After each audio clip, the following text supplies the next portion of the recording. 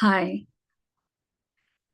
I help spiritual seekers, the obsessed, devoted, tired, exhausted spiritual seekers, to find enlightenment in their day to day lives. By this, what I mean is, you know who I'm talking to. You have devoted your entire life to gain so much wisdom, knowledge.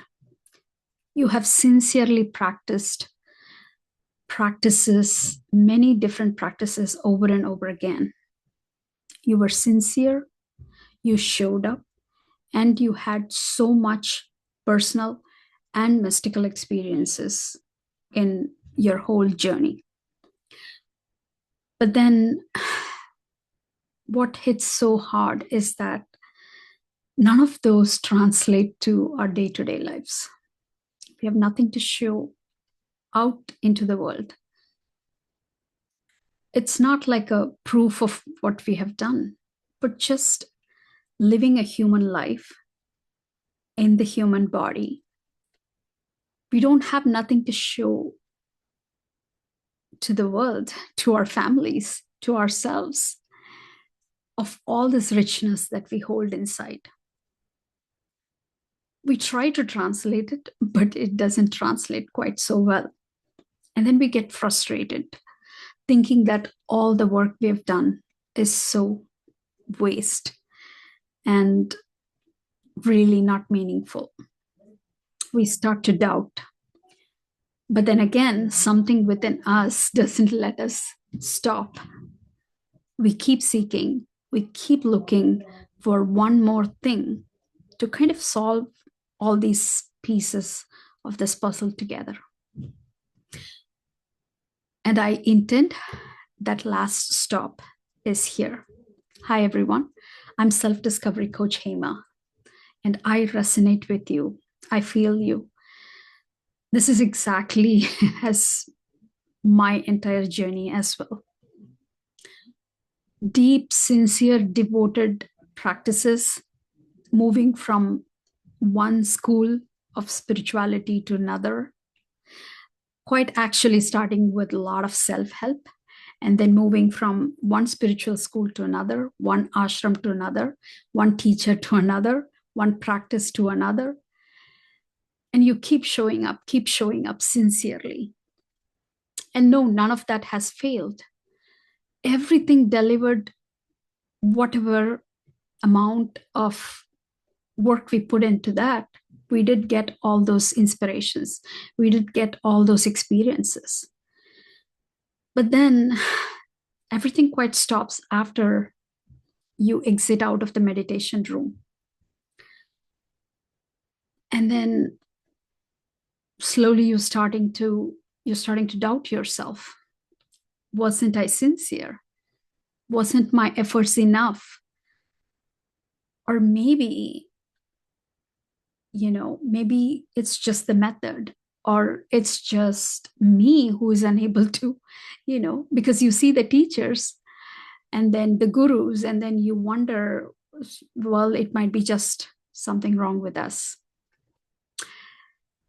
And so after all these things, you have been sincere, but then because all our energy is quite obsessed into this one pursuit, we kind of, we had to let go of all the other things that you need to live on this earth, which are the pursuit towards success, career fulfillment, or relationship, or materialistic, abundance. None of that seemed to matter because this was the priority. This was the primary thing that held us and that we held.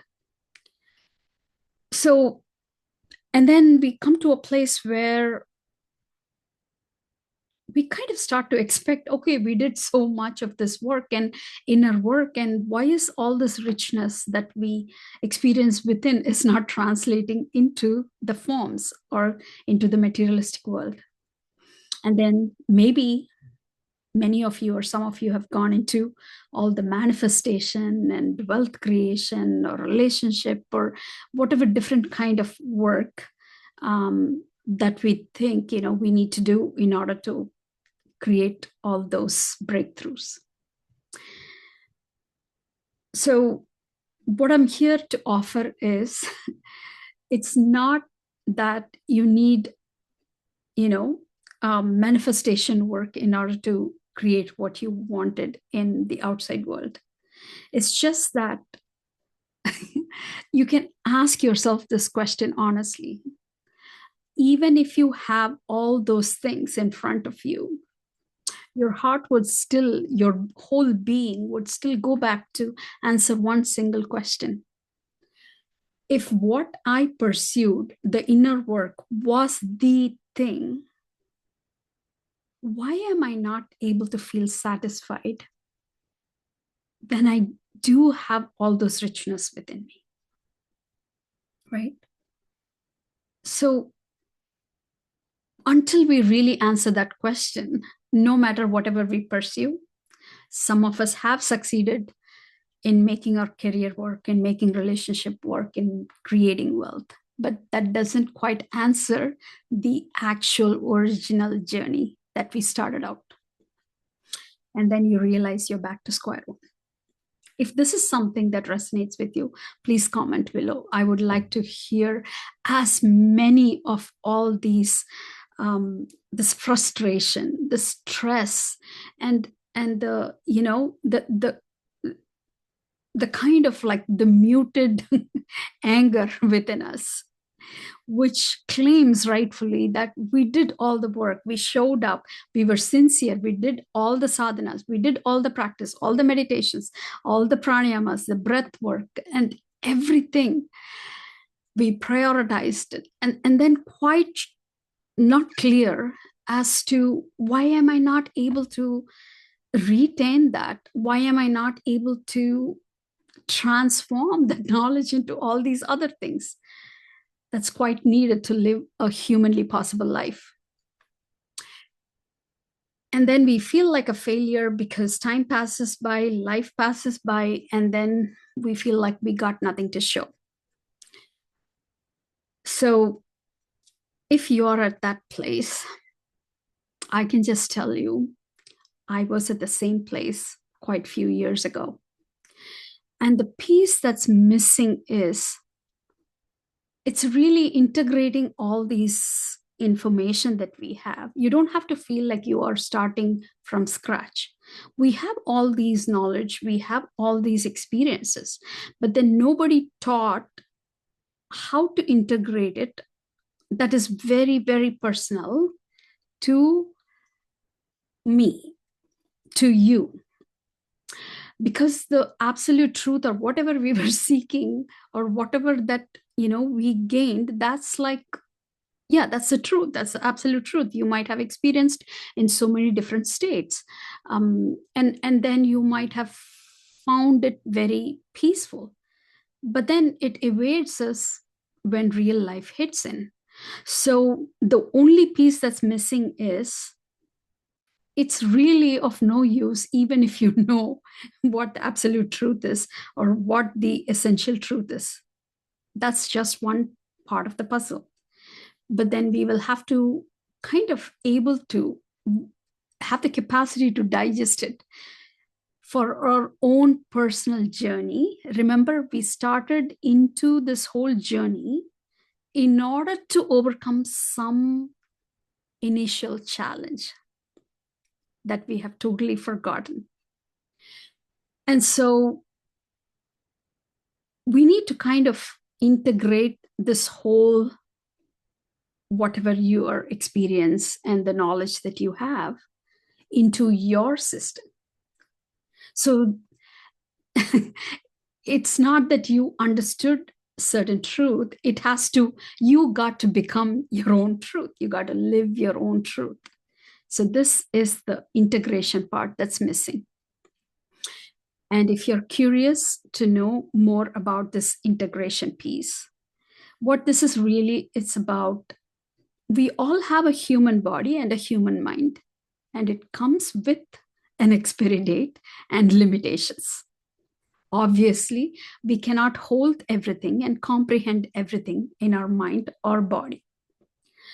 And we will have needs at all our levels of being.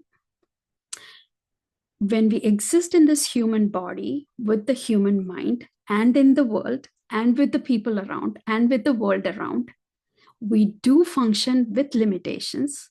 And yes, we have great potential. And also we have needs that need to be met. So we are in a constant interaction and dialogue within ourselves and with the world. So the integrating is the piece of completely acknowledging ourselves as a human with this limitations and the needs with the human body and the mind. And yet, how do we transcend into the potential? And how do we really dialogue with the whole creation itself? And all those experiences that you have, what are, how do you translate them? How do you integrate them in your real life? And trust me, it's not more work, but this is a very subtle nuance, and it'll be the final sort of work you might be getting yourself involved with. And if you're ready, and if you're really tired enough to end this loop of frustration, please comment below. Let's connect and let this conversation continue. Thank you.